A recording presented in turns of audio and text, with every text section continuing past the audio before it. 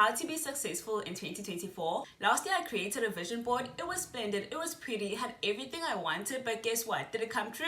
No, because it turns out putting together a bunch of pretty pictures on a cardboard and then crossing your fingers and saying a bunch of affirmations is not enough for you to achieve your goals. That's why this year we are coming up with a plan. We are coming up with a strategy. We are planning, we are setting goals, we are following through with those goals. We are no longer leaving things to chance. Yes, a vision board works, but you also need to put in the work. So I read a book. Actually, I watched a video on TikTok, but that's besides the point. And I've come up with the perfect plan to set and then follow through with our goals this year. Because honey, 2023 went by quickly and I'm done wasting time. I'm sure you're done wasting time. You're done wasting time, right? Like you also want to make money, you also want to be in good relationships, you also want to climb up the corporate ladder if you're into that. Like I'm assuming you also want to manifest the life you want. So keep watching. Step 1, you need to write down your categories of improvements. I have notes. That's how you know she's not playing. That's how you know I'm serious. Also, my Christmas tree is looking a bit anorexic, but let's not judge. So you want to write down each category that you want to improve in. So this could be like health, relationships, financial, spiritual, professional. Write down 5 to 6 categories that you want to improve your life in. For me, it was like professional, like making content, health, financial, skill sets that I want to have, and then relationships. And you want to put them in order of what's the most important to you to what's the least important to you. And then under each category, you want to put in your goal for 2024. So for example, if you want to be in a relationship with the pasta and lobster in 2024, under relationship, you're going to put in be in a relationship with the pasta and lobster, or a kimchi and ramen, or whatever you're into. For health, maybe you want to lose weight, maybe you want to run a marathon. I don't know why you would do that, but hey, people do that. So for each category, you're gonna put down like probably 1, maybe 2 goals under each category. And then this is literally the most important step: put in a why.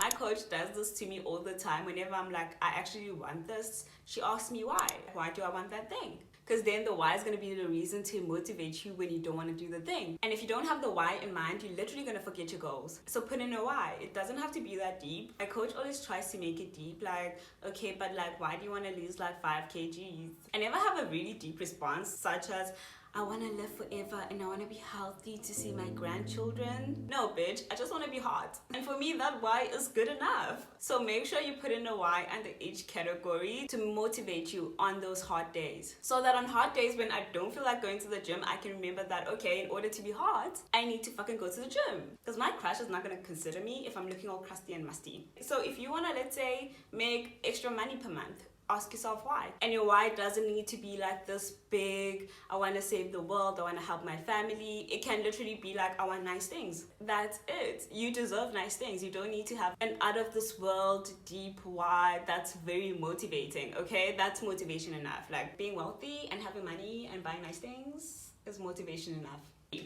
Okay, now step 3. Now, the problem with my past vision boards is that I never got to step 3. Literally at this point, I would then look for pictures on Pinterest, print them out, and then put them on a cardboard and then paste it on my wall. And then I was done, which was great because seeing your vision board constantly reminds you of your goals. But you still need to put in the work. You still need to follow through. You still need to analyze what works and what doesn't. And I never did that. That's why I'm still fucking broke. Step 3 is basically saying you need to divide your year into quarters. So a whole year is not 365 days, it's now 90 days. And this was my problem last year because I'm a big procrastinator. I know that very well. Last year I told myself, I have the whole year to do that. And then in the second half of the year, I was scrambling. My schedule was packed. I was doing YouTube, I was doing TikTok, I was just running around like a headless chicken. But not this year, baby. So for each quarter, so Jan, Feb, March, you're going to put in your areas of improvement and then ask yourself, what are you going to do to achieve that goal? So if let's say you want pasta and lobster, what are you going to do to get that pasta and lobster? This could be like going on 1 date a week or going on 1 date every 2 weeks, buying a bad wig and not doing your hair for months. Like, what are actionable steps that you can take to achieve that goal? For me, I want to lose weight. What can I do to achieve that goal? I can go to the gym. I can do 30 minutes of cardio maybe 3 times a week. I can watch Chloe Ting videos and exercise with her. You need to put in something that you are going to be able to do in order to achieve that goal. One of my goals for 2024 is to read 5 books, and my goal to achieve that is like reading 30 minutes a day from Monday to Friday. Also, it's important to write down something you can do. Literally SMART goals. Remember in school when you were listening and the teacher was like, SMART goals, like specific, measurable, achievable, blah blah blah blah blah. They were right.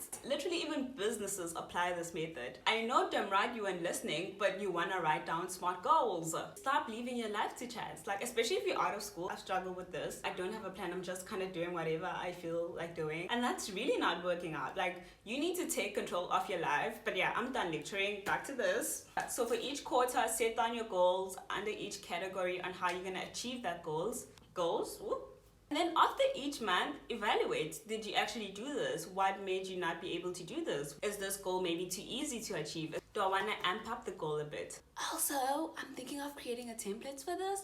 So if you guys are interested, comment down below and I'll do that for you. Step 4, visual gratification. This trick works every single time. If you have a visual indication of the progress that you're making, you're more likely to keep on doing it. So in the TikTok video I watched, a girl uses a bingo card, and whenever you take things off or like scratch something off, you're gonna get some gratification because you can see that you're making progress. So what you can do is make a monthly bingo card and then take each of your goals and then lay them out on your bingo card. So let's say working out Monday to Friday.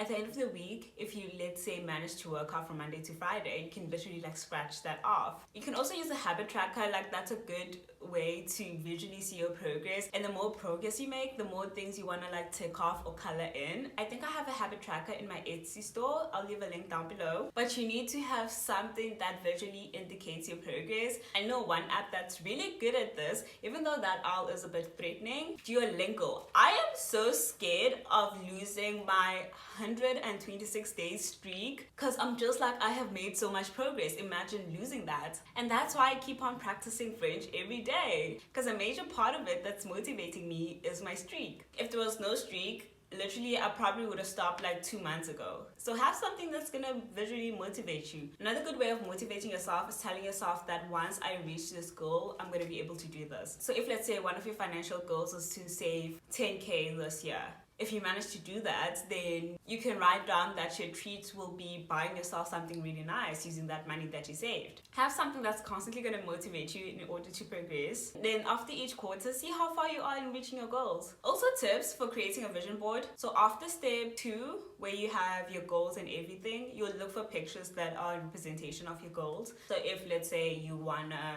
lose weight, maybe you'd have a picture of someone with a nice sexy body and then literally paste that on your vision board. But I think the good thing with the vision board is that it's great in manifesting things that you just like, I don't know how I'm gonna be able to achieve this. Certain things like weight loss, I can work on that, but some things are just by chance and there's not really much that you can do about it. Take for instance, if you're a content creator and there's a brand you want to work with, obviously you can try to like email that brand, but there's not really much that you can do in order to work with that brand because a lot of things are out of your control. The only thing you can do is just create content. You can create content that aligns with that brand identity. You can create content that you know the brand would be interested in. You can take steps, but at the end of the day, it's their decision. And this is where a vision board is good at. It's good at manifesting things that happen by chance. I think I manifested 2 things randomly that were in my vision board, but also it was like random things. Not like I took action to achieve those things. If you want to know how to create a vision board, you can watch my video from last year. Okay, I'm done talking now. I've been talking, my voice is going. I need to go buy grapes and an outfit for New Year's Eve.